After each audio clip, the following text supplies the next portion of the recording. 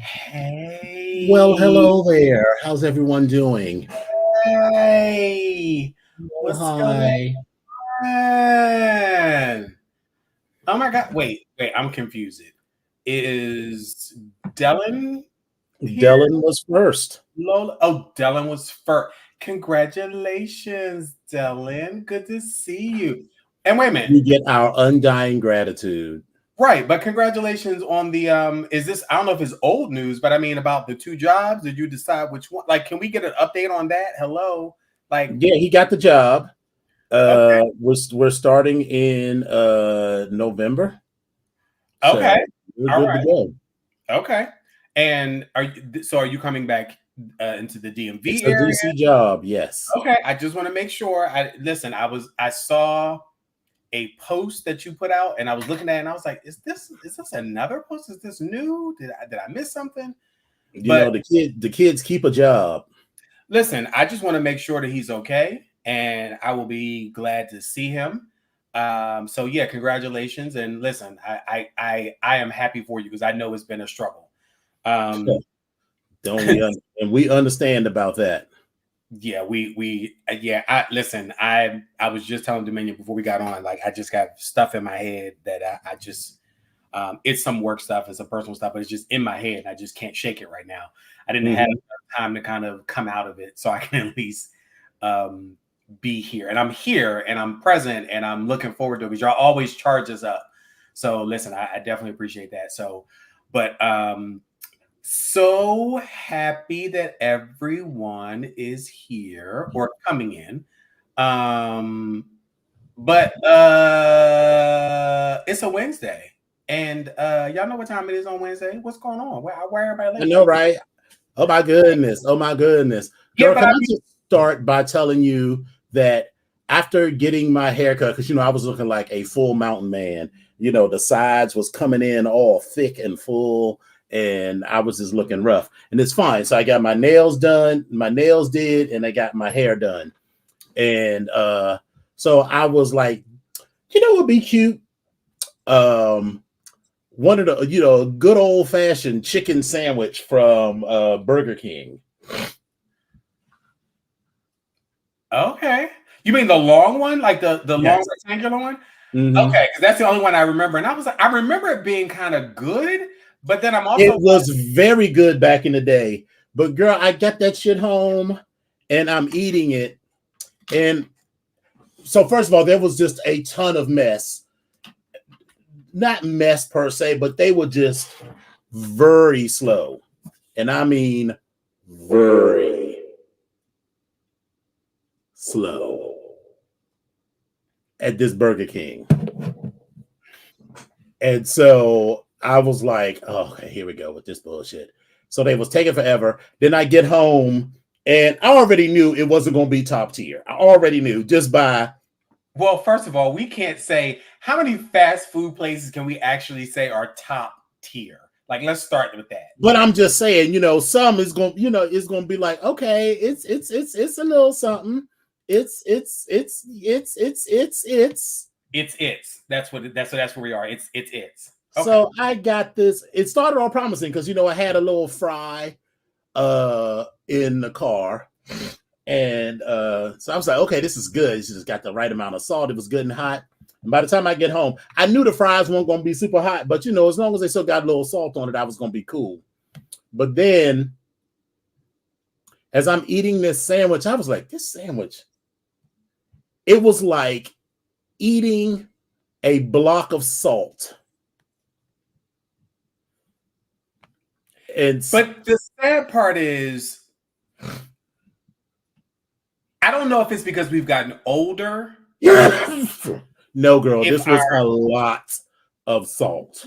Well, what I'm saying is, I think a lot of these fast food places have had all this salt here from the beginning. So that's the one thing. Okay. But I'm trying to figure out, as kids, was it our palate that didn't really taste the saltiness? Is it the fact that we've gotten older and we may not use as much salt in our stuff, so we get something that's real salty? You know what I mean? So that's what I'm trying to figure out. It's always been there, in my opinion. I don't know. All I know is that I was like, what the fuck? It was so goddamn salty. And so, I mean, I still ate it, but now there is this, Wait, Lola said COVID can alter one's taste buds. Overly salty is one effect. Well, I don't know, because for myself, that wasn't. I don't think I've had an issue with that. And I've never had COVID, so when I had it, so I don't. Yeah, it was just like super salty, and now I've got the type. You know what? It's a combination of super tired because I'm flying the world's best budget airline, Southwest, to Los Angeles tomorrow. So I am totally fine. What I hate is that they're going to change from the open choose your own seating, which I'm like, for me, I like that, because all that does is, no matter when I buy my ticket, bitch, my flight leaves at 6:15 tomorrow morning. So I got up at 6:13 this morning, waited 2 minutes, and baby, I was trying real hard not to fall back asleep in those 2 minutes. Listen, it is a struggle at that time of the morning. And then I got the ticket, and then I couldn't fall back to sleep. So I'm super tired from that, plus the combination of the salt. So anyway. Okay. But no, go ahead. Tell us about your world. Tell us about your life. Tell us about your day and how things were going. I don't even know if I'm going to go into all of that right now, but I'm do it. We're going to keep it updated. First of all, I'm seeing all these smiling faces, and I need some energy tonight. So thank you for tuning in. So thanks, Lola. Thanks, Eccentric, Akeem, Josh, Atlas, Morgan. What's going on? I was thinking about you, Spesh. We haven't seen you since God was a boy. Right. Like, hopefully all is well. Wait, let me back up. Did you just buy something else? Like, did you buy another mansion or something? Did you buy like another island somewhere or something? Like what? Because when you're gone for too long and we don't see you, you come back with all these new toys. It's like, oh, I just bought myself a little island or something, or like a little part of the globe or something. Like, right. Me and Kareem, we was feeling lonely, so we bought, a 75-foot yacht, just a little something. Like whatever, you know what I mean? Like what is going on? But anyway, I'm glad to see you. So oh no. Well, listen, whatever you're doing well. So I'm glad you're here. And if we can add to anything on, to make you feel better or make you feel yes, like honey, we are putting that into the universe for you. A yacht. Yeah, we're gonna spend all that energy for y'all. Know that is my y'all know that is my thing. I don't really watch a lot of regular TV, but I'm typically, if I'm at home, some people just will have something on in the background. I always am watching YouTube videos, and I am on yacht YouTube because baby, I just be like, yeah, bitch, I could get a yacht. I could get a yacht. And I listen, now let's just be clear. I am not talking about, lifestyles of the rich.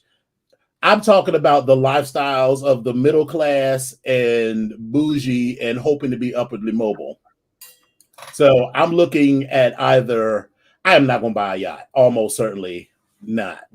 Because they all look cool, right? Until you see sometimes like you'll see the change of perspective and you realize that shit is a rocking and a reeling. And I'll be like, girl, I will be just that bitch to spend $300,000 or $500,000 on a boat. And then the first time I'm like, I can't get on this girl. So listen, I don't even get necessarily seasick. But like it seems like on the smaller boats, I had one of my uncles had a boat years and years ago, and I got on it. We were out like doing deep sea fishing, and baby, we start that rocking in the middle. I was like, dear God. So then I'm going to have to be Alexis Morel, Carrington, Colby, Dexter, Rowan. Only small yachts. And I heard that you're prone to seasickness on yachts. Only small yachts. But anyway, so let me jump into this. Anyway, keep going. Hey, Grace, glad you made it. So yeah, this week has been interesting. All in all, it's been a good week. I'm trying to. I wound up. Wait a minute, Johnson's like, I have a paddle boat. Bitch, that is the smallest boat in the world. you feel every wave. He got one step up on you. He got a boat. That is true. Who are me to judge? Yeah, I don't. It's only boat I got. Closest thing I got to a boat is a shoe. That's all I got. So, but anyway. So this week has been good. I wound up doing had a little cookout situation, did that, had fun with that. I'm also been, I'm gonna go ahead and put this out there because it's gonna hold me accountable for this. I was wrangled, hornswoggled, talked into, urged, pulled, dragged into doing the Rocky Horror Picture Show, but it is the chocolate covered Rocky Horror Picture Show. And so I've been going to rehearsals for this on Monday evenings. And listen, if I could have pulled out, I would have pulled out. But well, we know you don't know how to pull out. So there is that. We'll talk. Listen, we're going to dash over that for right now. I've committed, so I'm going to try to do this thing, do the best that I can. I'll keep you posted on what the dates are. It's coming up in October, of course. I don't even know what the dates are for the show. So that's how interested I am in this right now. And I have I'm playing two different characters, but yeah, anyway. So I went to rehearsal. It's so funny because when you told me about that, I was like, I didn't know this bitch could sing. And to be clear, I cannot sing. I can't carry a tune from here. And then that was why I was like, at all. Okay, now, girl. Listen, now the person that dragged me into it, we're gonna sit there like, I believe the children are the future. Sex or chocolate? But listen, I will give you a poetry reading, or I will give you you just gotta do the Mariah Carey like. Right, exactly. When you're like, hold on, I'm gonna hit this note. Hold on. Listen now, but I'm gonna give you all of that. But this is actually. Let's all go. Here we go. Let's all do the time warp. Isn't that from Rocky Horror Picture Show, the time warp? Yes, that is. But but because it's the chocolate covered Rocky Horror Picture Show, and how this is set up is the movie is playing in the background, and then we're in the front of it, right. We're thinking it. That's what I'll be doing. So you won't even hear me doing anything. You'll just see me lip syncing with the movie or whatever. That would be cute. But that one time we went to see it when Reggie was in it, and they were actually singing, so it was fine. But I have just never gotten into the Rocky Horror Picture Show like that. It never did. Like, and you know how you see a movie with some people. Like, remember the first time you watched The Color Purple with a bitch that didn't give a shit about The Color Purple, and you was like, "How'd he die?" And you like, "On top of me," and they sitting there like, "Listen, So it's not necessarily one of my favorites. Spence said Rocky Horror is everything. Yeah, right. So what I'm saying is, so it's not one of my favorites. But when I was in undergrad, there was this movie theater in Oakland, in Pittsburgh, called the Beehive, and they used to show the Rocky Horror Picture Show like every Friday night. So of course everybody would come, costumes. They do the rain, the water, the popcorn. All like it was a whole experience. And so it was a college campus, and it was a coffee house, and it was it was a whole bunch of that. So I remember going to that several times, and I enjoyed it. And I've seen it on television several times, and I remember it as a kid. And there's stuff I enjoy about it. There's a piece of me that is the artistic, creative piece or whatever, because they'll come out with the dancing part, little creativity stuff, some sewing stuff, all that type of stuff. All that will come out and about. And the acting thing, like I've done like a little a play here in high school, and like I've done some dancing on stage and World of Dance, like all those types of things. I've done all that. So this is kind of another one of those lists, those checks on the bucket list for me, like to say, okay, I've done this. And so that's kind of what it is. But baby, listen, right now with the way my life is set up, with all this crap that's going on, baby, I need this Monday night to sit down and rest. But I'm trying to push through. So that's where we are. So that was a good start to the week. Hey Manga. Wait a minute. What's this? Listen. When the best to be putting your business in the street, I mean, we got to talk about it. If you don't know what it is, then that's all that matters. So that's rude. Maybe, but rude. But is it factual? Possibly. Telegram, telefissy. Come on. But so yes, I did that. But work has been really. The Black Degree Factory right now is facing some issues because of this new system I think I was talking to you all about. Yeah. And I was called to go over to the law side of the Black Degree Factory and try to help get some stuff taken care of. Well, when these law school students sat in that hallway and they started screaming, "No cash, no class," baby, I had to catch myself for a hot minute, because you know how you adjust yourself to where you are. And I was like, when I heard that, I was like, I got on the defensive. Like, I was like, what the fuck? Who coming in the door? Like, what is the like, what I mean? I was feeling that type of stuff. What exactly do they mean, no cash, no class? Because they ain't got their damn refunds and shit yet. No, I mean, okay. Listen. So they're saying that if they don't get their refunds, they're not going to go to class?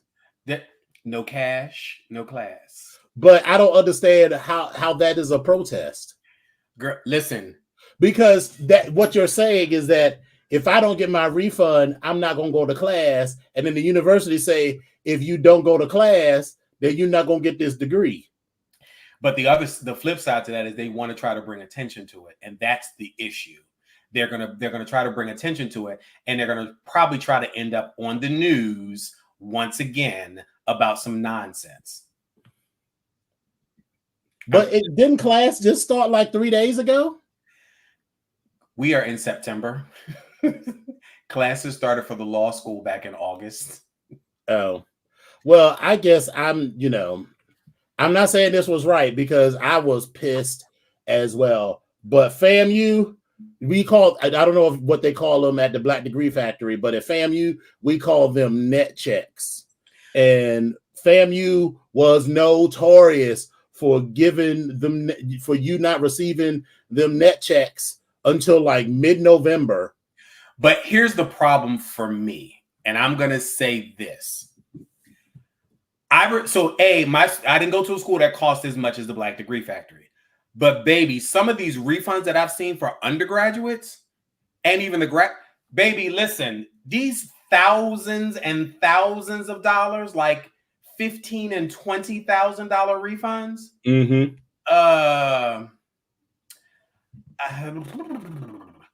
Listen, it just don't sit well with me, because these people are taking out these loans that are $30,000 and $40,000 and $50,000 to baby, listen, do you? I want you to do you, but and you have to do that for multiple years. Couldn't be me. But I remember my first year at FAM. So, you on full scholarship, and, especially, at least for me, freshman year, I had a full scholarship plus all these little onesie twosie scholarships. Mm-hmm. So, and, I was 18 years old, baby. I didn't know what to do with all that $4,000 and $5,000 worth of cash in my bank account in 1989. So it was $1,000 scholarship here, $1,500 scholarship here, and everything is paid. I'm living on campus. tuition's paid, the cafeteria is right there, because everything was paid for. So that was just cash to me. So listen, all I know is that this is what they got going on.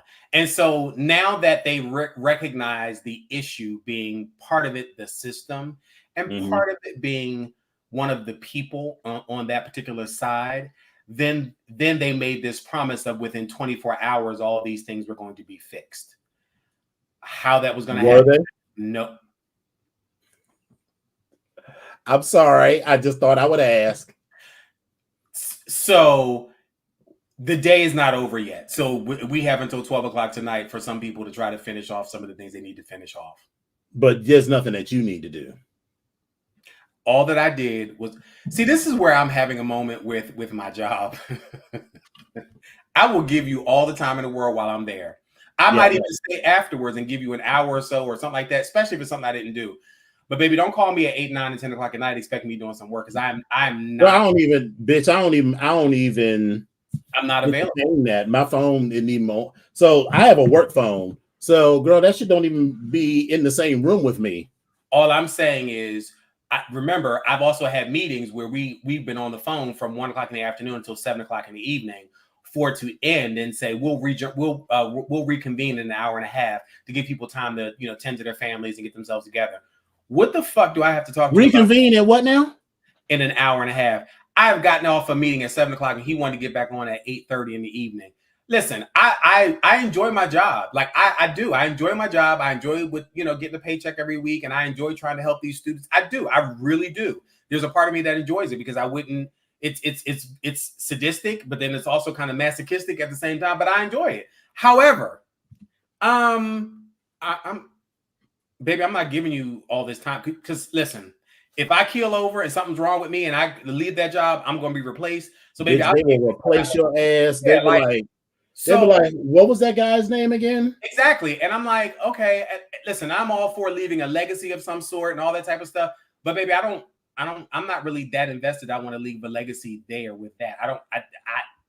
That's not a goal for me. A goal for me is to go there and do what I can for them while I'm there and walk away from there knowing that I put my time in and I'm going to be paid accordingly. That's it. That's all I want to do. I don't want to, But anyway, that coupled with some other crap that's going on.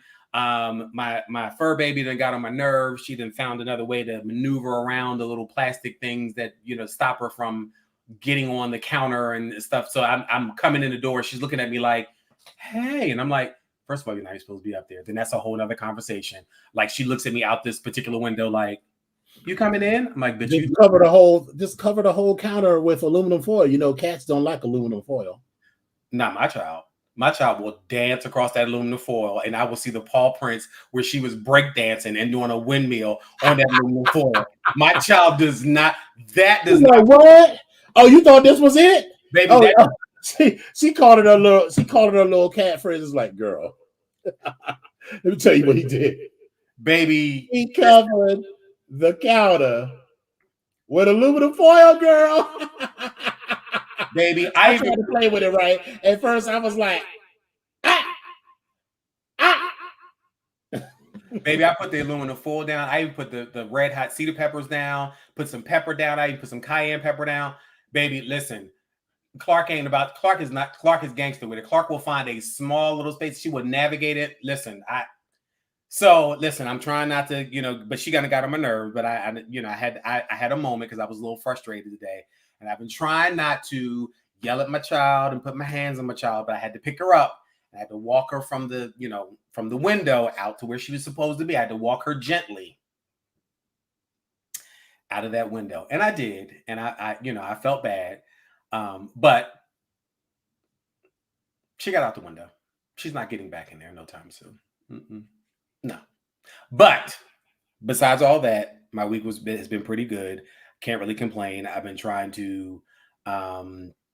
So first off, Atlas. Her name is spelled Klarke, and maybe she does act like me. Maybe she does not, but whatever. I don't really care. Like mother, like daughter. Anyhow, other than that, it's been a different but interesting week. Listen, nothing bad. It's just been a week. That's all I got. I'm rambling on about stuff now because now I'm getting in my head. But that's been my week. How's your week been? Girl, I'm gonna keep it short and sweet. The girls keep trying it, and the more I go on, the less I'm willing to just let shit slide. Like today, so for whatever reason, a vendor for us didn't invoice us for everything that they were supposed to invoice us for in 2023. And so the shit had fallen off of my radar. In March of 2024 of this year, I get all of these invoices, which so it throws off my forecast for the month like drastically because it's like $95,000 that I was not planning for. So then I was like, oh, okay, so all right, so we got to pay all of these bills coming from FY23. And so then I messaged, our finance people and are like, okay, so when are these bills going to get paid? And so like every month I was like, when are these bills going to get paid? It was like, oh, well, we're researching it. Then today, these motherfuckers tell me it was like, oh, if it's more than 7 months, then it's too late for them to invoice. I was like, but wait a minute. It was too late. If this is the case, then it was too late in April. And if you had told me that, I wouldn't have been holding out this $95,000 in my budget. And so now, listen, in the grand scheme of things, my project is now going to close 6 or 7% under budget, when before it was going to close 1% under budget.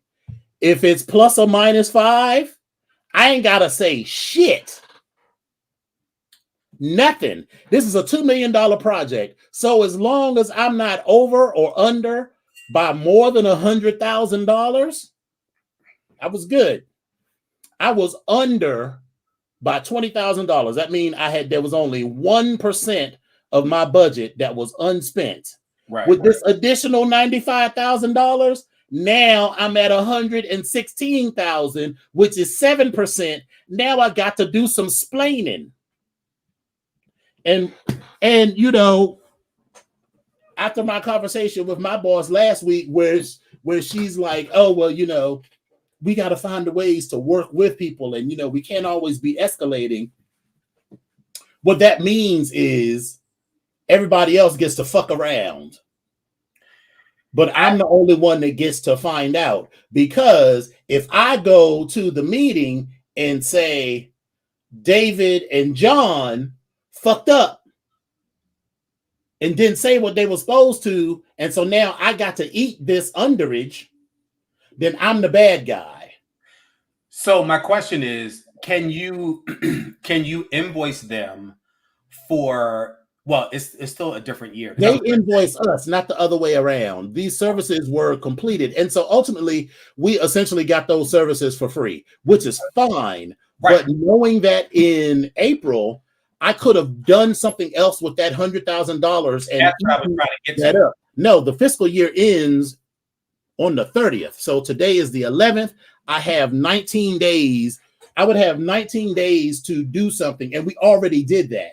We already bought 20 additional Surface Hubs, the touchscreen conference. They're 55, they're 50 inches and 85 inches. We already bought those, but the window to order those closed yesterday. So there's no other within these 19 days, there's nothing that you can purchase or add to. Not within the. I could buy any kinds of shit, but it needs to be within the scope of the project. We just can't be randomly buy. I know you know that. So the answer to that question is no. There is nothing else that we could buy that with our Byzantine procurement infrastructure, I could figure out what we want to buy, get it through procurement, get it ordered, and get it delivered by the 30th. You don't necessarily need it delivered. You need it to be charged and accounted for. That's what I was asking. I was just thinking of now. Granted, listen. Let me be clear. I Yeah, don't know your so job. we can get a pro forma invoice for certain things, and so that's what's going to happen if all of that shit we just ordered doesn't come. But also the things that we're going to buy, my company is large enough that we can call Microsoft up and be like, put us ahead of all of these other orders. So all of those windows closed yesterday. Okay. Well, Anyway, it's gonna be fine. It's gonna be what the fuck it's gonna be. I will not throw anybody under the bus. I will just say we recently clarified that the accruals that we have been holding out for this $95,000 had passed their expiration date, and at this point there's nothing else we can do with the money. We still did 1,000 things more than we were supposed to, so it's fine. I'm just annoyed because it's yet another example of how, like, I work with so many people who this isn't like an honest mistake. This is, I have consistently not been paying attention since April when you've seen the emails that I send. I sent you, I just didn't say what's going on with this stuff. I sent you this list of 20 things with the number and the cross-reference and say, hey, we should be expecting these bills. When are we going to get these bills? And you haven't been paying attention to this. And this is a theme across the entire company. Listen. Oh, wait a minute. Do you know Penelope Roberto? I'm looking. So I know one Penelope. I know one Penelope, and that would be one of my MOBs. And she refers to me as Penelope. So but I'm trying to figure out, see what else is going to go on. Oh well, we'll keep them on the list, because if the girls get spicy, then No, I'm listen. I'm on that. I'm like, okay. So MOB, if that's you, please identify yourself, please. Thank you. So anyway, so that's it. I am off to LA tomorrow morning. So as soon as we get off of here, I got to pack. So I'm not even going to bother to try to keep it cute. I'm just going to, bring my biggest bag, I'm not going to pack it full of stuff, but if you bring a small bag, then you got to start like rolling shit up and being precise with it because you want to get everything in the bag. But when you bring in the big bag, just open that girl up, throw all that shit in there. If you want to be cute, I could throw it into a packing cube and keep it moving. And there we are. So listen, all I know is it amazes me when you say that you're taking one bag to any place. I feel like I am being judged. But is it inaccurate? It is inaccurate because I have traveled with a single bag many times. I'm not talking about your trip coming from the grocery store. I am not talking about that. No, I'm talking about you going on a trip somewhere. Listen, and if it is, you are rude. If it is a single, listen, I'm not even going to sit here and fake the funk that I can tell you I can only pack in one bag. And that big bag thing, maybe that's my theory at this point. I'm just throwing shit in the bag because I don't feel like rolling it up. I don't want to do all that. I'm filling in some bag. Listen, just like for MAL, baby, it's the biggest bag I got. I'll just throw that shit in the bag. Oh, MAL is, listen, girl, I just get a trunk and just roll that shit on to the hotel. I don't even be trying. Like, it's literally 3 days and you're in the same places where your address is, but you got to take all this shit down there to do it. Listen, and it's okay. I don't even bother packing, so I get it. Right. But listen, it's cute for you that if you say you're going to do one bag. Listen, I'm going to encourage you. I am encouraging you. I am here for you to encourage you I am encouraging you. So you know that I love you, right? Mm-hmm. But go to hell. Mm-hmm. Mm-hmm. I'll see you there. I'll see your section when I get there. Mm-hmm. So anyway, so let's get into we only got a few tickety talks because again, life has been lifing and I had shit to do. Yeah. All right. Edward, looking at you, I realize what free healthcare is important. You better look again. Because if you get it for free and look like that, joke's on you. Alyssa Edward, looking at you, I realize what free healthcare is important. You better look again. Because if you get it for free and look like that, joke's on you. You know when the girls try to read and then get read down. Yeah, that was first of all very bad. First of all, with Alyssa Edwards, listen, she's an older, seasoned queen, so we already know that mouth destructive. So we already know you got to. If you gonna come forward, baby, you better come forward with guns ablazing. You better end her. What is it? How does it go on Mortal Kombat? Finish her, bitch. You better finish her. Exactly.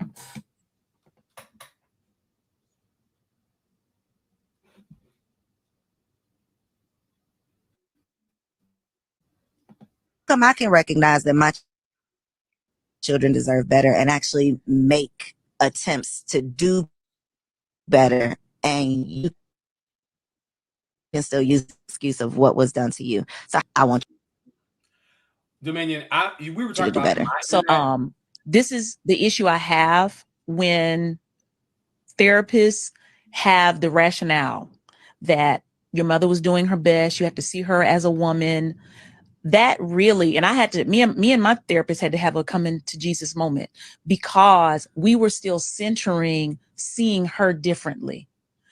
And if you have it's very difficult, because how we see mother is like Jesus. So even therapists really don't know how to take mother, especially if you have a Black female therapist, off the pedestal. I believe we have to focus on the harm caused first, not the understanding of the person who caused the harm. And I think that when we don't do that, we invalidate the Black girl even more. And we tell her again, we're going to put your feelings to the back. And I just need you to be rational. I need you to be mature. I need you to be all the things that nobody ever was to you, which continues to wound you. Mm-hmm. Right. So I don't focus on forgiveness. I have women that reach out and they're like, well, how can I forgive my mother? I'm just so angry. Why are you so hell-bent on forgiving her right now? Why is forgiving her the most important thing? Because society tells you that you ain't shit if you don't talk to your mama, if you got a problem with your mama. Absolutely. And so I'm not an advocate of talking to anybody who makes you feel less than. How come I can recognize that my... I have several Go ahead. Several thoughts on this. First of all, I don't think that I disagree that you need to focus on one person. I feel like you need to focus on both people if there was harm that was caused, whether it was perceived and or possibly intentional from either side. Like if people are hurt, you're hurt. And that whole thing of hurt people. Listen, you have to look at each side. At the end of the day, you might be hurt, and the person that's doing that's saying something that's hurting you probably has been hurt. So I think it's both of them. The not speaking to your mom thing.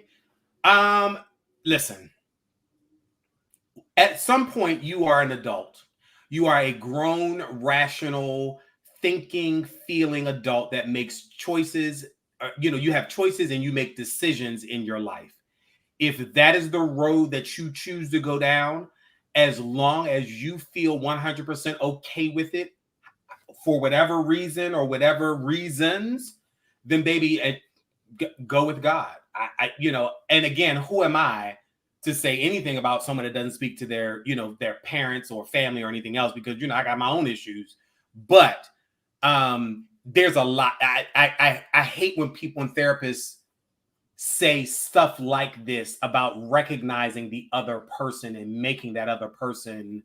And I think that's what this therapist was saying, that no, what you need to do before you recognize that hurt people, you have to recognize your own hurt, and that it doesn't help when, like, you know, like if you tell, you know, your cousins, you know, your auntie was mean to me, you know, she beat me, or she was just cold to me, or whatever, and then they'll be like, but that's your mother though, and you know, she was hurting too.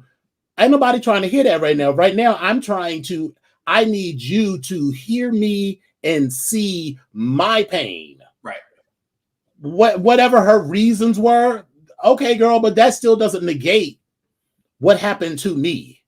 Yeah. And so I need you to see that first. And I feel like so many people, especially in the Black community, and maybe for others, but I only can speak to the community that I belong to, will say, oh, but that's your mother. Oh, but that's your father. Because when I didn't talk to my father for like 3 or 4 years, you know, even my own mother, who knew what had happened, was like, you got to talk to your father. Even though she did the same shit with her father. She didn't talk to her father, you know, for lots of reasons we never even clarified ultimately. But, you know, it's just this idea that you have to see the other person's pain. And I'm like, okay, maybe ultimately when you are ready, but the first 25 things I need to hear, none of those things need to be, but you know, that's still your mother, or, you know, she beat you because she was beaten too. Okay, but that don't do shit for me. Listen, I don't know. I am this is I'm glad this is why I posted this, because I thought that we would have a good conversation about this, and that, you know, everyone is different, because, you know, because bitch, my cut you off game is real strong, and some people will say that is a trauma response, and perhaps it is. I was just thinking the other day about how, you know, I have, you know, ended 2 relationships, you know, once it's, you know, like one, I realized, I was like, okay, I need to end this, when we were in San Francisco and I got loud with him, which I just generally don't do with people that I'm dating. And I realized now, 10 years, you know, what was that, 2018? So 6 years later, that, you know, that was a response to living in a household where my parents argued all the time. So in relationships, I understand that we aren't going to agree on everything all the time, but this back and forth all the time, I can't do it. I cannot do it. It's because it's the result of growing up in a household where that was like the norm. And it was always, you know, I could see it from both sides. I could see it from my father's side and from my mother's side. And this, you know, constant relitigation of some shit that, you know, happened 3-4 weeks, a month ago, and was either thought to be resolved or never fully resolved. Yeah, girl, I can't do all that. Yeah, it's I don't know. It's, and then, you know, relationships are always tricky as well, because I remember, and I thought there was some very sage advice that I heard from someone. Your relationship should be just like your home. It should be your safe space. So that means that you also should not start having or treating the person you're in a relationship like you would treat any other person out on the street. That should be absolutely A1, top tier, you know, your personal safe space to do and say whatever you want and feel however you want to feel. And, you know, it's reciprocated in those ways. And when that balance is off in that relationship, that ain't working. That don't work for me. The clock is ticking on that one. Tick tock, tick tock.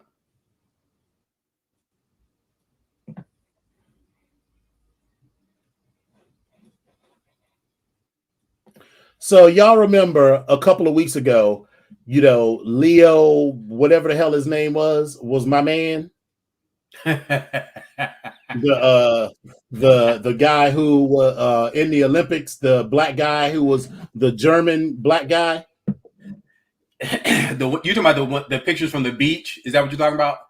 In the water? No, girl, because I let that queen go, because she no, girl, I've been let her go. She was like 3 dudes ago, because I started following her on Instagram and TikTok, because I was just like, okay, sure, let's see what it's giving.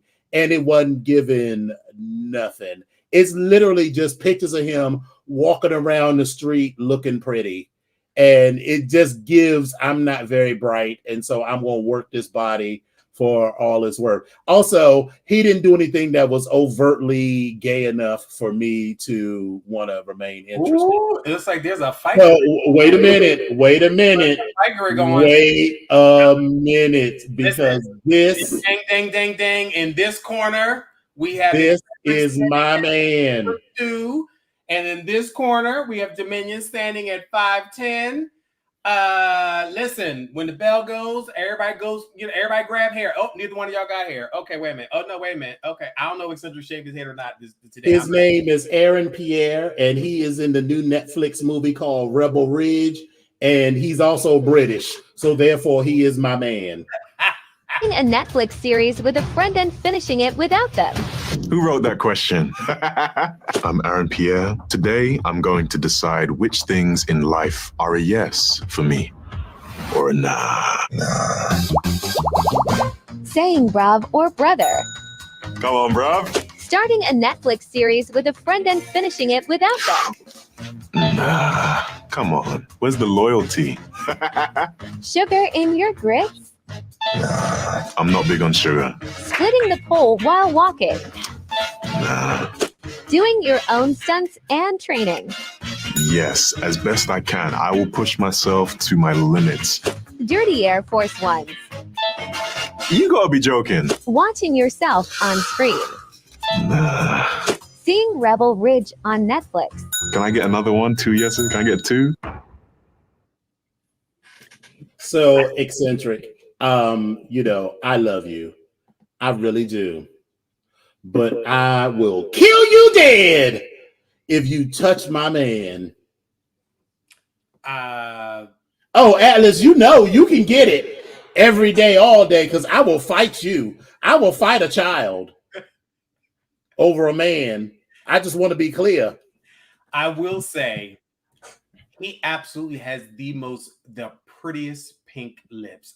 Doesn't he though? Oh, it's those lips. Absolutely gorgeous. It's the lips and the eyes. I just made a comment about actually one of our brothers up in New York.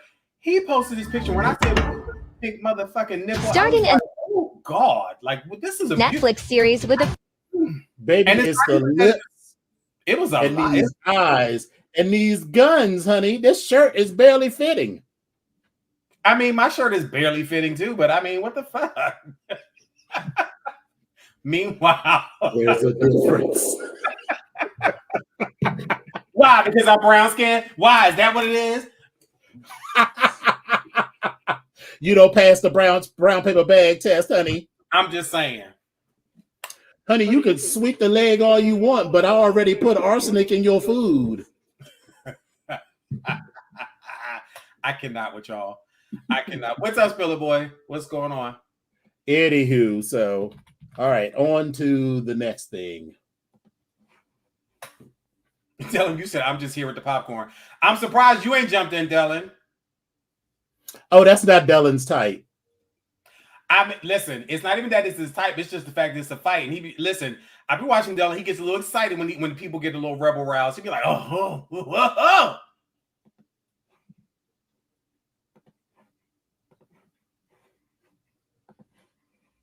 Grand Rising, Barry. Train is packed, so I'm standing there, and this boy catches my eye, as they do. Sweet smile, great set of tits.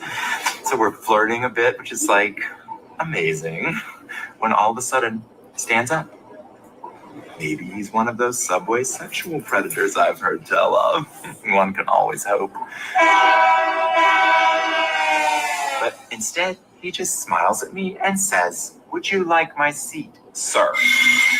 You living a dream? Did you take the seat? What? I would have. I have a bad back. Oh my God. Train. Bitch. First of all, yes, I would have taken that seat. Yes, indeedy. Yes, I would have been incensed, but I still would have sat my old ass down. Yes, I do want your seat. And I'd have crossed my leg and I'd been like, thank you so much, young man. Right.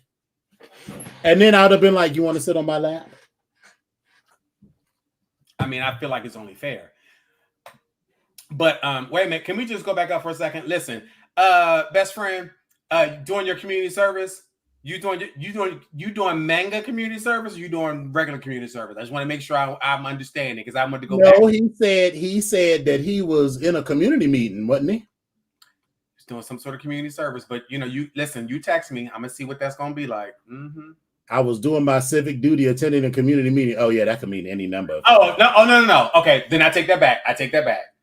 Yes, because we have some. There is some community involvement, and actually, I mean, I don't even tell all your business. You can tell what but is this related to the thing? No, he's very involved in the community. I'll say that. Yes, that still could be taken any number of ways. Right. Oh, actually working with council members. Oh, right. Okay. Because it's in certain cities, in certain areas, you wind up having like the area and like block people and block captains and all that type of stuff. And like in DC, they had an ANC. Right, he's working with them, so that's why I was like, he's working with some of the council members with that. So gotcha. But good for you. Hopefully, you made some connections about so you can go back on the news and get somebody to stop going into your backyard, possibly. I hope, but we'll talk about that afterwards. Grand Rising, Barry, what's going on? What makes you call in today? I was getting back from going out, and I had an experience with a guy who has been flirting on and off with me, but he's not out. I kind of wanted your advice on like getting through to guys like that. Crazy. I wish a nigga would play with me. We in the supermarket. I didn't ate your ass. You see me by the zucchini. You can't speak to me because you with your aunt. Cause she a usher. Motherfucker, I'll kill you in this bitch in here. That's what I will do. Right by these zucchini. I done ate your ass and you can't speak to me, Jerome. Cause this old bitch, this white fucking outfit, I wish I would fuck with a DL nigga. Guess what I'm gonna do, gay man? Get me a ring, dot me a white baby, blue-eyed, blonde hair, name that motherfucker Raheem, and raise him with my husband. Tell my gay cousins all the time. That butthole is worth a ring, man. You ain't got to stretch that motherfucker from right to left, east to west, north to south no more. It ain't 1963. Get you a husband in a white picket fence. Your little ass got a GED. Get you a motherfucking surgical tech, nigga. Okay? Stop fucking your cousin, baby father, and get you a homosexual with a job. Bust that nigga down in his ranch style home with his little, what they call them little slides niggas wear Crocs. Now you got you a ranch house. You worth love, baby. You ain't just a butthole, you a man. Well, hallelujah. Listen, I fucks with this young lady. I don't even know who she is, but it's her attitude that I fucks with right now. Cause that I threw you and her up in this bitch, right by the zucchini. Baby, I fucks with that attitude. Yes, God, I fucks with that attitude. All right, and then like I said, we did talk about a lot of stuff though, so all right. Customer service, this is Veronica. Number 1, I better be speaking to somebody in America. Number 2, I want a refund. Transfer. Transfer? Where am I being transferred to and why? You'll find out in just a moment. You have been transferred to the Calm the Down line, the line where we sit with you while you calm your ass down. There is literally no reason for you to be rude to one of our representatives. When you are ready to calm the down, please press 1 and you'll be transferred back to an agent. If we notice that you are screaming, again, you'll be transferred back to the line one more time. There will not be a third time. You can around and find out if you really want to, but our wait times have been elevated as of lately, and you will wait another 3 to 4 hours. And if we notice that your number calls repeatedly, we will block you and close your account altogether. So you get to decide how we proceed. Would you like to sit and calm your ass down? Or would you like to be transferred and relax and speak respectfully like an adult? Please make your selection at this time. Customer service, this is Veronica. Number 1, I better be speaking to somebody in America. Baby, Miss Veronica does it for me. Yeah. Does it for me. The way some of these people walk in with this attitude, the way. Oh, that's right, because you are in customer service. Baby, the way. And then when you meet the parents, you're like, oh. I see exactly where they got it from. Shit rolls downhill. Oh, okay. I get it. Okay. All right. Mm-hmm. Yes, indeed. But yeah, I love me some Veronica. So listen, go on, Veronica. Keep setting the people straight, girl, because that's what you need to do. Set the motherfuckers straight. That's what you need to do. Right. Set them straight, bitch. Right. Well, all right. Let's get into these stories. Yes, indeedy. So, hey, listen, fam. Sad news on two accounts. We lost two legends in the community. Frankie Beverly passed away. He was 77. He was originally from Philadelphia. His real name was actually Howard Stanley Beverly. And he died on Monday, September 10th. The family hasn't shared any details regarding his death, and they've asked for some privacy during his time. But again, just a little backstory on Beverly. Frankie and his band just completed their I Want to Thank You farewell tour earlier this summer. His final shows were at the Dell Music Center in North Philly. Beverly was joined on stage by Eagles quarterback Jalen Hurts, who greeted him with a bouquet of flowers on stage. And again, that old adage of give people their flowers while they're here. So I was happy that happened for him. Mm-hmm. He got his start early in music, performing as a soloist in church while growing up in Philadelphia, the East Germantown neighborhood. As a teen, he sang with an ensemble called the Silhouettes before doing his own doo-wop group called the Blenders. He formed a group called Raw Soul in Philly in 1970, which would eventually become known as Frankie Beverly and Maze. He then moved to San Francisco, where he worked with Marvin Gaye, according to Beverly's website. The Motown master would take the group under his wing, and it was Gaye who suggested the group change their name. Frankie Beverly and Maze was born, and that was all listed on the website. So condolences to Frankie Beverly's family. And we are going to definitely miss him because, again, there's so many songs that I can think of by Frankie that are part of my childhood and even just growing up in Philadelphia and even in DC and just pretty much wherever there's a good concentration of people that like good R&B music. So listen, he's definitely going to be missed. I always thought he was the cutest, flyest older man. And like in my mind, I was always like, Mom, you should kind of get with that the guy with the baseball cap, but like that. His mom was like, but I just thought he was always a handsome man. So I just your mama like a hood. Nah, no, not hood. No, not hood. She liked him well off, but not hood. Okay, so we'll leave it that way. The second sad story of the day, we lost James Earl Jones as well.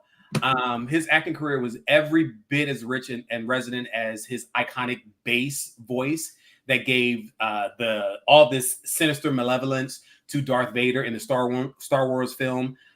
He died Monday. He was 93. He was a star of stage and screen, winning Emmy, Grammy, Oscar, and Tony Awards. Though his unmistakable voice became as famous as his usually smiling face, he invited generations of TV viewers with the signature "This is CNN" line for the cable news channel. He had parental gravitas as the brave Mufasa in Disney's classic 1994 animated The Lion King. And in 2019, the remake of that same movie, but was most famous for his signature lines, "I am your father," as Vader. Now, aside from his Obi-Wan Kenobi appearance, which was his in another Star Wars movie, his final role was his reprisal of King Joffrey in 2021 Coming to America, the sequel from the 1988 comedy Coming to America. So listen, that's another icon that is gone, and he will be sadly missed. For me, one of my favorite memories of him is in Claudine with Diane Carroll. That was one of my favorite movies. And so, yeah, I definitely will miss him.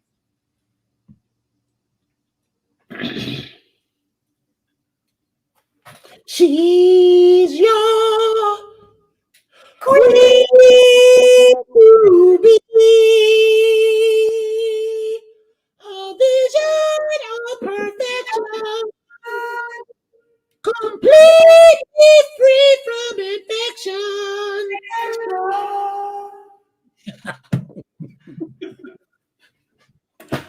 Listen, classic movie. Yes. On another note,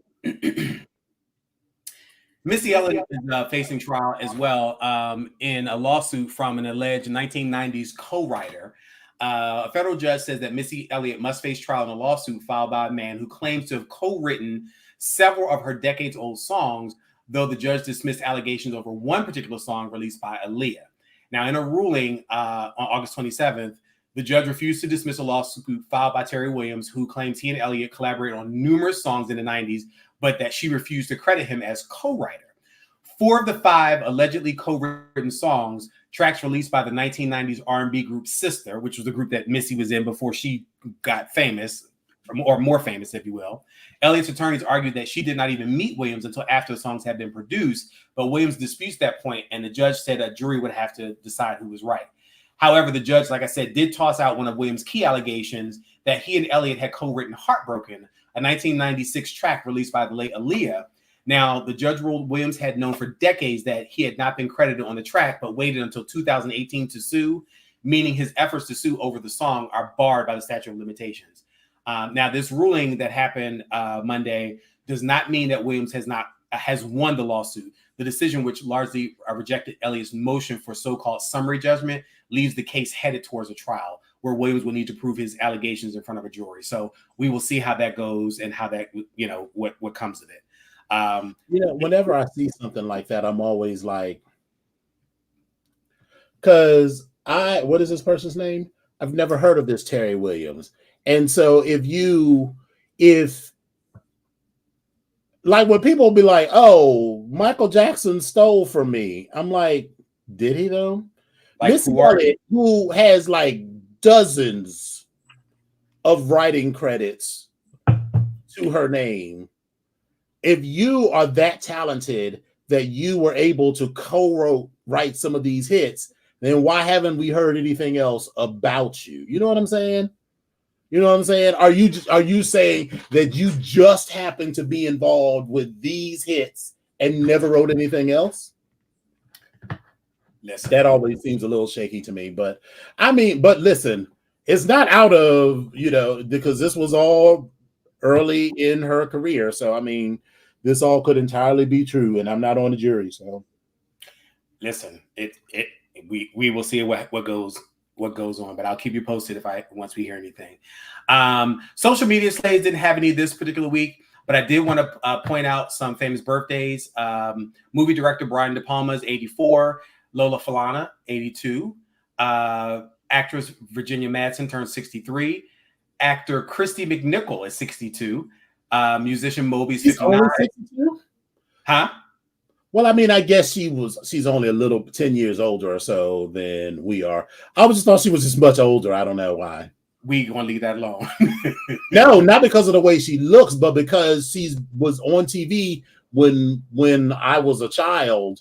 Mm-hmm. So I just assumed that she was already in like her 70s or maybe even 80s. But anyway. Okay. Moby is 59. Harry Connick Jr., actor and singer, turns 57. Listen, I don't get that. Now, Harry Connick, Taraji P. Henson. I see it for Harry. Yeah, Taraji P. Henson turns 54. Ludacris turned 47. And I was like, why is Ludacris only 47? I felt like he was older for some strange reason, but yeah. Okay. Tom Landry also had a birthday. I don't know how old Tom Landry is, but I'm just putting it out there for some of y'all sports ball fans. I think he was the coach of the Cowboys, the football team. I don't know shit. One of them people. One of them with the ball and the pigskin and all that type of stuff. Yeah. So a couple of stories of news are weird. A 71-year-old flat owner in Rome woke one night and found a burglar in his residence reading a book about the Iliad. The BBC reported that the would-be burglar claims he broke into the building to visit someone else and simply found himself in the wrong unit. Spotting Giovanni Nucci's book, The Gods at 6 o'clock, a retelling of the Iliad from a divine perspective.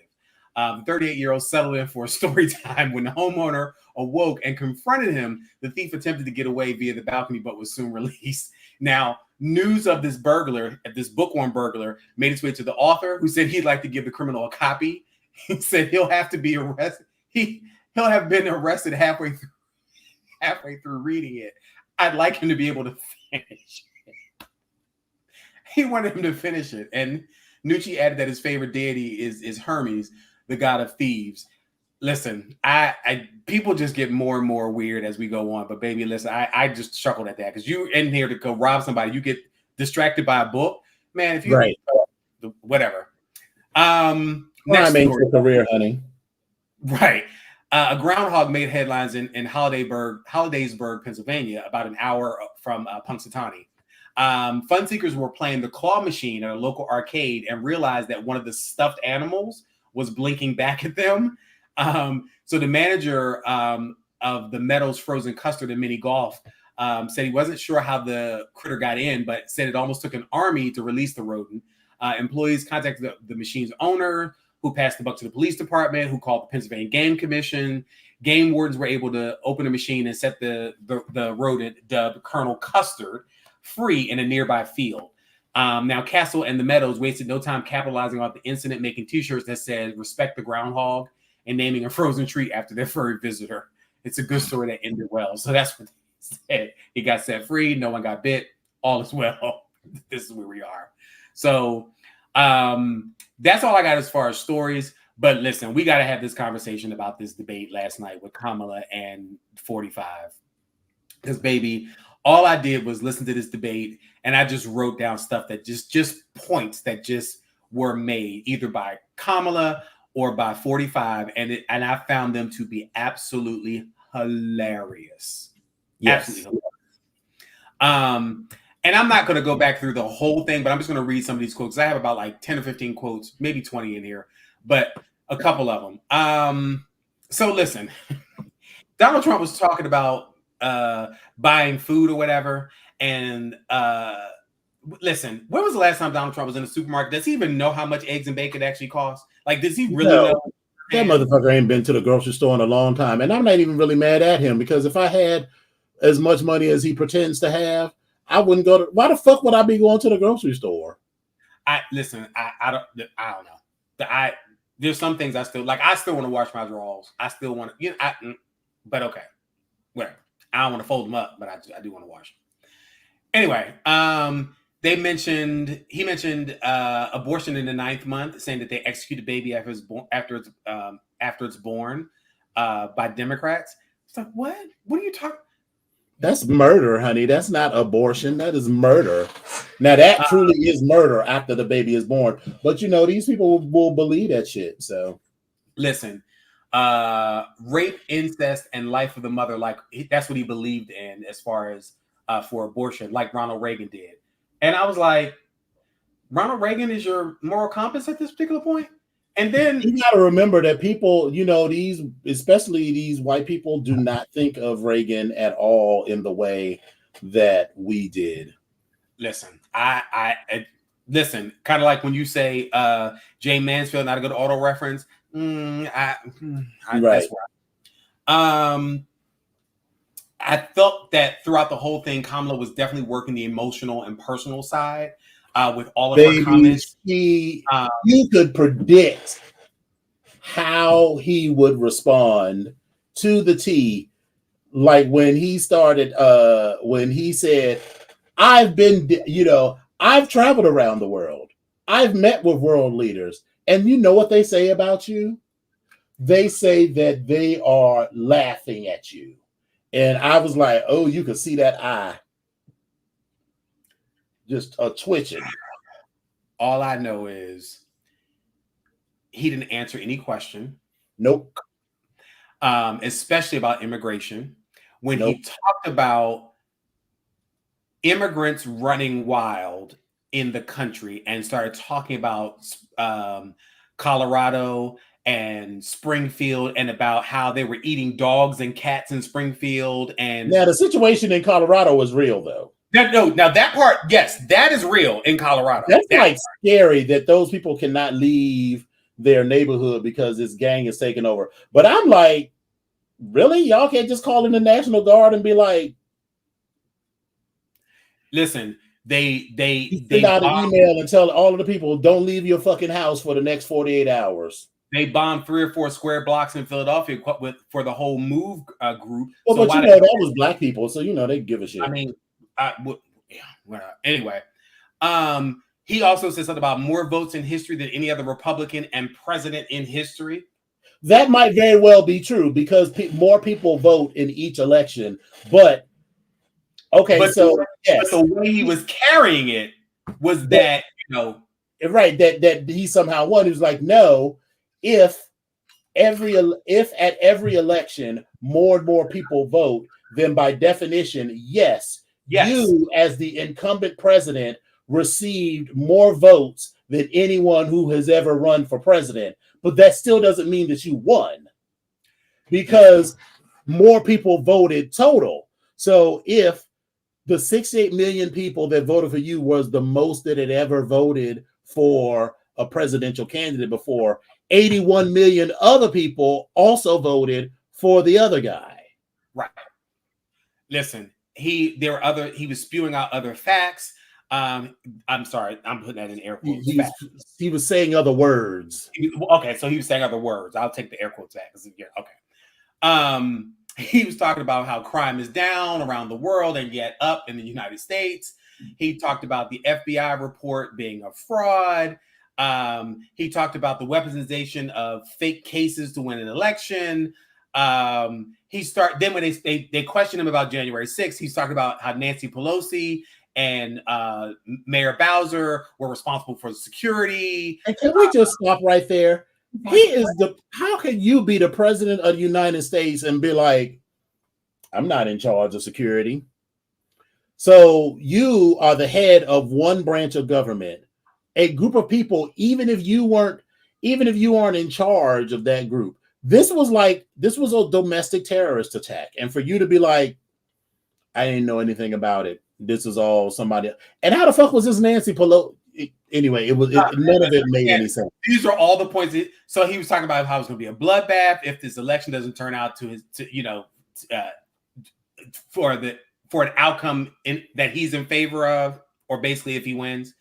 They brought up the point about him saying that he finally agreed that he lost. He was like, he lost by a whisker, and he said he was saying that sarcastically. And the moderator was like, I heard it. It didn't sound sarcastic to me.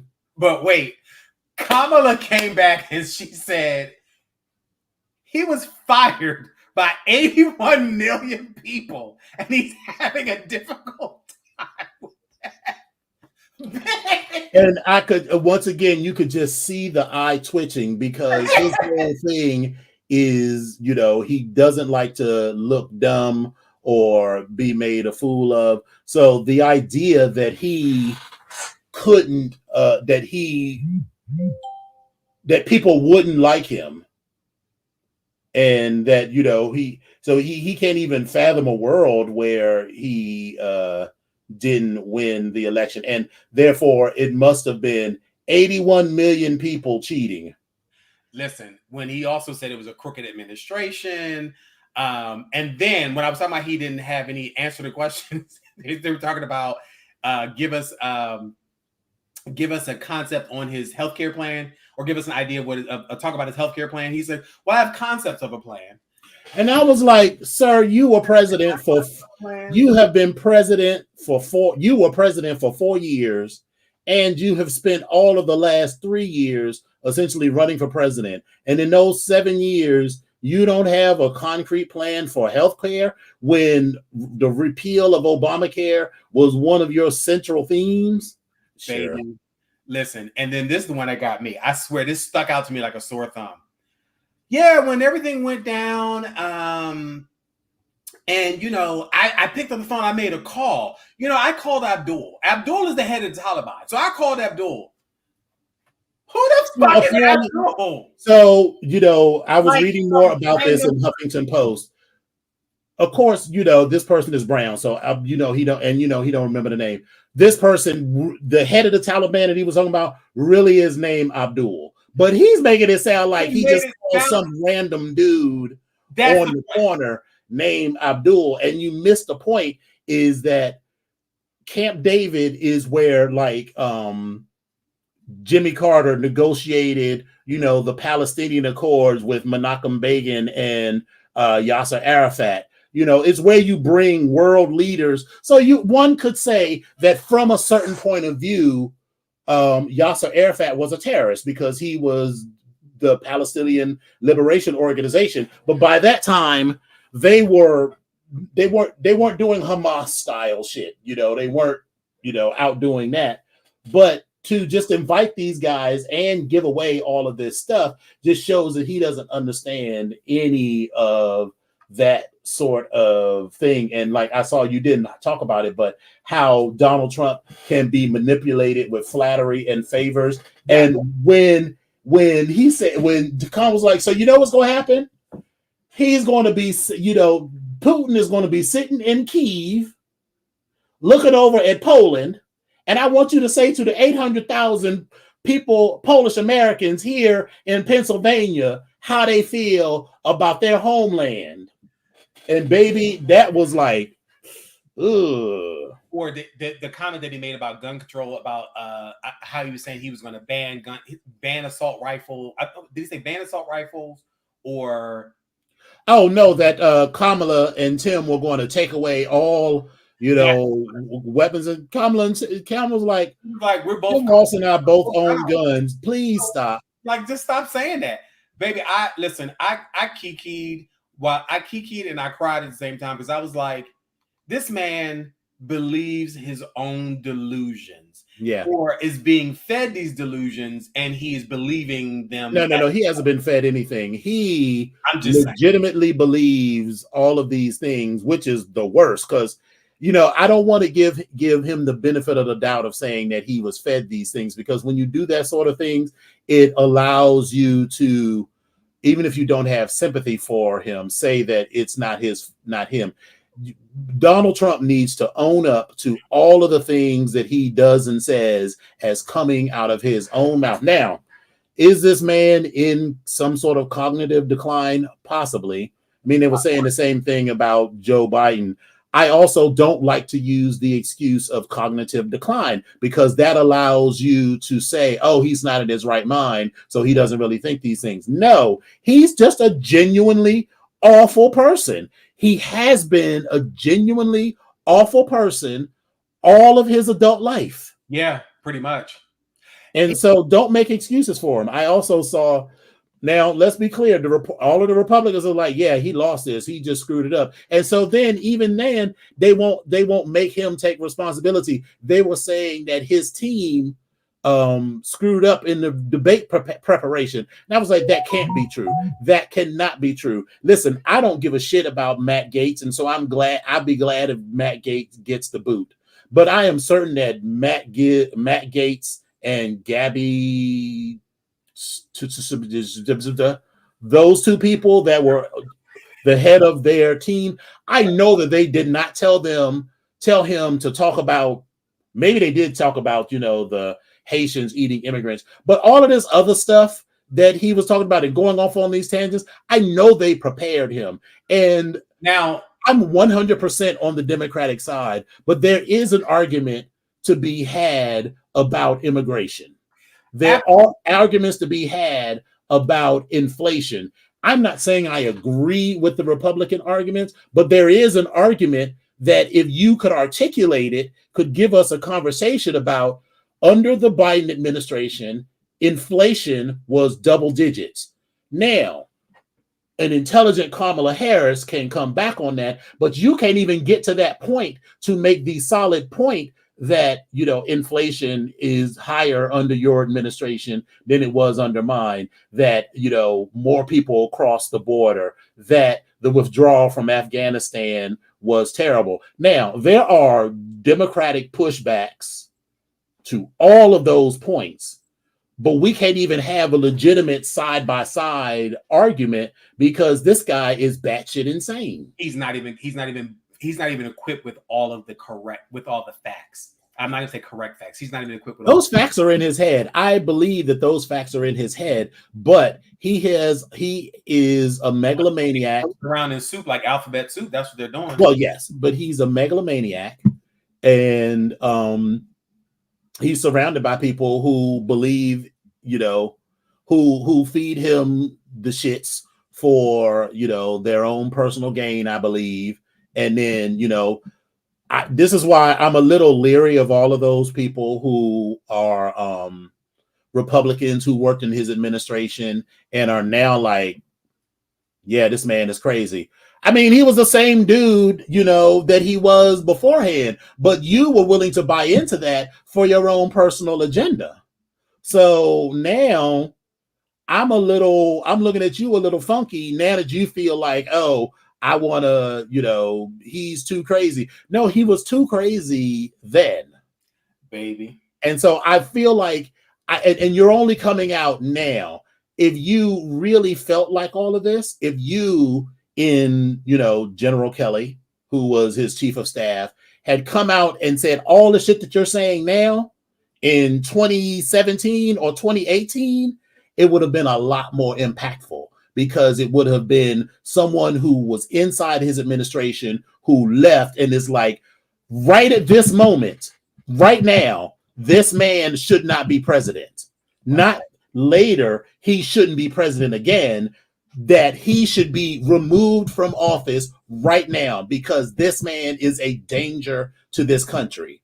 So all of those things were true in 2017 and 2018, and you're only doing it now because it's no longer personally profitable for you to be inside that machine. Of course not. Of course it's not. So fuck them. Of course it's not. And that's the issue at the end of the day with the majority of the Republican Party, in my opinion. When it's not profitable for them, it is a no-go. Anytime that I've heard the Republican Party talk about a policy change, a new push towards something, there's always some sort of kickback or tieback to income directly for them. Even before it was that, any sort of has it ever really been not about the money though? Even when it's not about the money, it's always about the power. It's about, I can do these things and I don't give a shit about anything that doesn't affect me personally.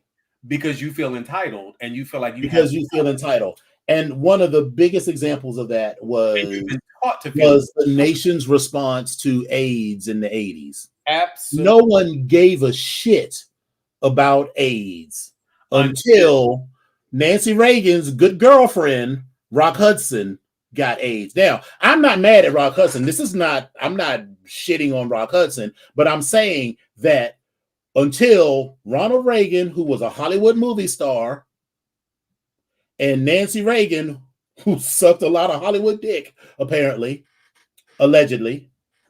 yes, their good friend who had been at their house, who had ate their food, who had shit in their toilet, until he got AIDS, they didn't give a shit about all of those other people that were killing. And then now they're like, oh, well, we are, we're compassionate conservatives. No, your compassion. It's not really compassion if it only comes out when it's somebody you know. True compassion is when you have nothing to gain from helping other people. That's why that's why these men don't give a shit about abortion, because they're not women, for one. And two, we already know that there is a whole history of Republican men who say they are against abortion until their mistress gets pregnant. And then all of a sudden they're like, so what you gonna do? How you gonna take care of this? And by the way, just keep it. I'm gonna fly you like 20 states over. Yeah. Because I can't see. Everybody know that I'm fucking you, but we can deal with the scandal of me having an affair, but you being pregnant and me wanting you to have an abortion, yeah, we can't have that. So yeah, we know all of these things are only based on proximity. And the worst is his own children, because his own children know that this man got some issues, but they are continuing to ride this train for as long as it'll go. And I believe that when he is not elected and he ends up going to jail, which is sad, because to be 78 years old and going to jail, he ain't getting out of jail. Is he 78 or is he? He is 78 now. He would be 79 years old if he was inaugurated. Yeah. For a 78-year-old man to go to jail on 34 felony counts. Now, listen, here's the funny thing. I was looking at him last night and I was saying, thank God someone talked about that orange tan. And his tan was much better. It was much better. Looked more realistic, like more human, maybe. Mm-hmm. It was still a little raccoony around the eyes. Raccoony, but it was less raccoony than before. And the color of his hair. Finally, somebody. Me and my sister were watching it. I was like, oh, we got a new wig. Listen, he had a new cut, a new color. Give it a new style. a new hairdo, a new cut, a new color. He pulled that thing. Whoever that person, they did a good job on him. I will say that part they did a good job on. Now, on the flip side, Miss Kamala, first of all, Miss Kamala Harris looked amazing last night. Amazing. That hair was herring. It was herring. It was all these luscious flowing. Now, I'm gonna laugh because I'm gonna be the Russian judge. Now, I feel like we're going something in this little neck area. She's going to be some. You know what I felt? I felt like that was a choice. Yeah. I felt like that was a choice not to necessarily wear as much makeup as, not that she wears a lot of makeup, but because I thought that she looked a little older. But that's okay though. And I think that was partially a choice. Yes, I think some of that she could appeal, because the way that this country hates Black people and women, so you can't be smart and pretty, and you can't be Black and female and smart and pretty. You can't. It's not gonna work. And they know you 59 years old, and you looking better than some of these bitches that's like 20 years younger than you. No. So I feel like her lack of makeup. I mean, she is 59 years old. Your neck gets a little crepey or whatever. Oh, yeah, but normally she would have had, like when she was on the stage at the Democratic National Convention. No, that the camera was pulled back. It was still there too. It was still there. Listen, but I love Kamala. I do. But it was still there. Baby, I love her to death. I mean, that's our next president. And I will tell you, I'm already making plans for all of us. We're gonna be down there at the inauguration. But listen, now I notice I said we. Let me be clear. I did not not want to go. Mm-hmm. However, I was not going to be standing out there in that -4 degree. That was not going to be me. I did that in 2008 for Barack's first inauguration. I was good with that. When he won the second time, I was like, girl, I don't need to go again. I've already been there for history. I played for the cousins and everybody else, and it was amazing. But baby, I sat here with my little cup of hot cocoa with my blanket on, watching on television. That was enough for baby. I was good. When it was Hillary versus Trump. If Hillary had won, I'm saying I was going to go, but I think I was not planning to go if Hillary had won. And then I was glad that Kamala and Joe had won, but I'm excited for this inauguration the way that I was about Obama's first inauguration. So I will go. Yes. I'm gonna have on, because baby, let me tell you, I had on 2-3 pairs of socks. I had on a union suit, and then because it was like 10 degrees that day. So I had on a union suit, a track suit over that, and then like jeans and a long sleeve shirt over that, and a wool coat. So, baby, I'm ready. Yeah. So, I mean, listen, this is where we are. But I will definitely show up for Kamala. Because, listen, and the funny thing is, God bless all of my AKA sisters, cousins, everybody, all of them. But, baby, listen. They are going to be insufferable. The entire... listen, y'all better invest in some earplugs now, because baby, when they get this that ear piercing ski-wee, and baby, I'm here for all of it. Baby, celebrate your soror, because she leaves because now that he knows that she's Black today, but another day she wasn't Black, and she left to go to a sorority party, or but whatever. That's gonna be a sorority party. That right there, that is going to be gonna be a sorority party. That's it. Listen, and I'm gonna show up. I'm gonna listen. Come on, Kamala.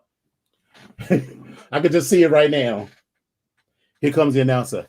And now, the ladies of Alpha Kappa Alpha Sorority Incorporated.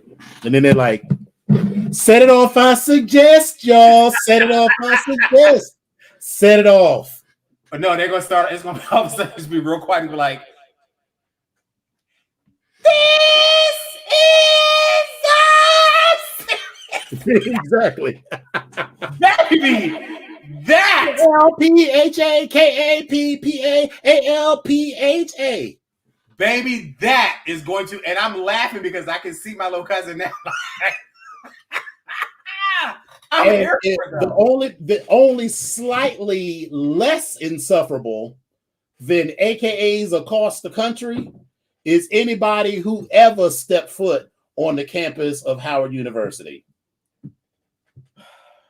But then, slightly less insufferable is people like me who went to any other historically Black university.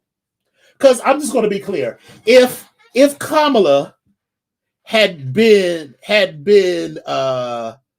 gone to Florida A&M University, baby, you wouldn't be able to buy anything orange and green in this whole country. I'm just telling you right now, you would not be able to buy a single thing orange and green in this country, and whole sections of that crowd would just be orange and green down. All I know is, like, we would, I feel like one of our most famous presidents, his name was Fred Humphreys. He's the person that said strike and strike and strike again. Fred's been dead for like 10. Fred would come back to life to be at the inauguration of the first Black woman president of the United States who was a rattler. And whatever school she went to. So, like, if she had been as a business school, girl, because you know what, fam, you pledge everything. The way that all of the people from SBI, the School of Business and Industry, would be cutting up. The campus of Howard University is going to be ridiculous. Yeah. Ridiculous. And now that I think about that, let me go ahead and look at this calendar to see about taking some time off to deal with these folks, because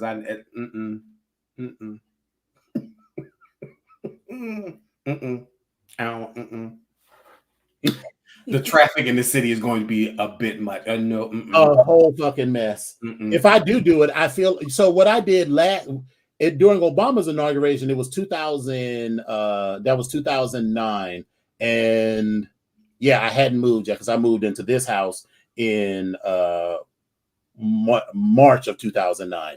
But that was January 2029. And I don't know if we didn't know each other then. But I lived right on the corner of P and South Capitol Street. It's across from where the Glory Hole is. I know exactly where it is. Mm-hmm. So everybody just met up at my house and we walked. Of course, I know where the Glory Hole was. I had a memory of. Cornelia lived right down the street from me. So we all walked from my house at P and South Capitol to the Capitol, because it was like, girl, it was just no. Yes, that was a cute little walk, but that walk was trying to take any other way, like taking the subway or anything else, it would have just been madness. So I feel like I'm probably going to do that. You know what I'm gonna do? I am going to probably park at Anacostia Metro Station. I'm not going to walk across the bridge. I'm probably going to take the train to like some stop, maybe like DuPont Circle or something that's like on the other side, and then walk back. You know what I mean? I do know what you mean. So, I mean, you just listen. And so this we situation, baby, listen. We got to be there to represent for our I am here for all of I am representing as much as I can. I would like to do it from a very comfortable place with a blanket and a warm cup. No, we got to be there. This is a and my child on my lap. This is. But I will be there to support. But we listen. I don't want to worry about. We'll work out the logistics later in a way that will be comfortable for all of us. We'll see how this gonna roll. Mm-hmm. But in any event, there's also the option of calling in a favor and getting a room or two at the Hyatt Regency. Well, while that would probably be a good thing, I don't necessarily know if we are, because the inauguration is going to be before MAL, or is it's before? It's after. MAL is the weekend before the inauguration. That could be doable. That's what I'm saying. Call in a favor. So we'll. That could be doable. Because that I've been trying to get a parking pass from Amtrak. And if I can get a parking pass and park in the building, then we can all just carpool to my house. We can all just take my car. We can park underneath the building. Then all we got to do is walk around Union Station and down to the Capitol. I can work with that. Now that I'll sign up for that. The other one, I'll wait for the plan. I'm gonna wait for the plan. So, all right, love. Well, I need to wrap it up because I do have to pack, and then this flight leaves from BWI at 6:15 a.m. So I need to get up at 3:00 and get. You should be asleep now. You should be asleep now. Girl, it's a 5.5 hour flight to Los Angeles. I will sleep on that plane. I'm gonna be all right. Good for you, because I can't sleep on the plane. Oh, girl, I can sleep on a plane if I'm tired like I'm going to be. Oh, honey, I will be good. And even if I wasn't tired, all I need is a dose of Tylenol PM. I'm good. And don't drink nothing or eat nothing so that you don't have to get up too often during the flight. Well, at 3:00 in the morning when you get up, because it'll probably, if your flight is, you got to be there probably at like 4:30 at the latest. Yeah, so I'm gonna be up at 3. I'm gonna shower and everything tonight. So all I got to do is get up, throw my CPAP machine in a bag, call my Uber, and get on over there. And now I got pre-check too. Hide the money, y'all. Yeah. Well, anyway, safe travels with that. But next week, are we going to do a live? Next week is just a regular show. I mixed up. It's the 25th. I was thinking we could still do it. I will be in California. I will be back in California. I'll be in San Francisco then. But 8:00 is only 5:00 there, so I should be fine. I'm good with that. So yeah, but we'll so listen, all the everybody here, be on the lookout for possibly another live. Well, we're not that we're not live now, but another live from one location. Yeah. So, but in any event, let's roll this beautiful bean footage and start to wrap this up and get up on out of here. All righty then.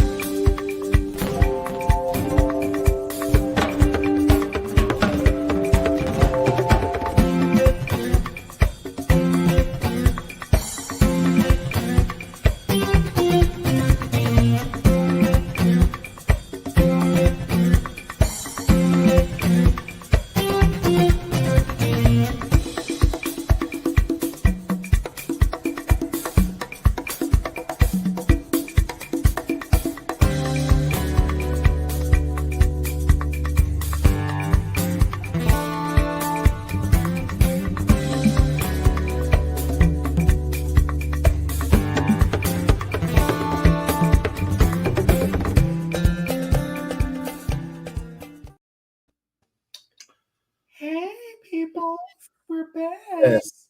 Well, this was fun as always. Now I'm starting, now I get nervous because now I have not packed a single. I have packed my toiletry bag, so I'm good to go. Right there. It's just, getting that together. And while there will be fun had, this is a light work trip. So I got I'm gonna be out looking at hotels and doing bank shit and stuff. So I got like a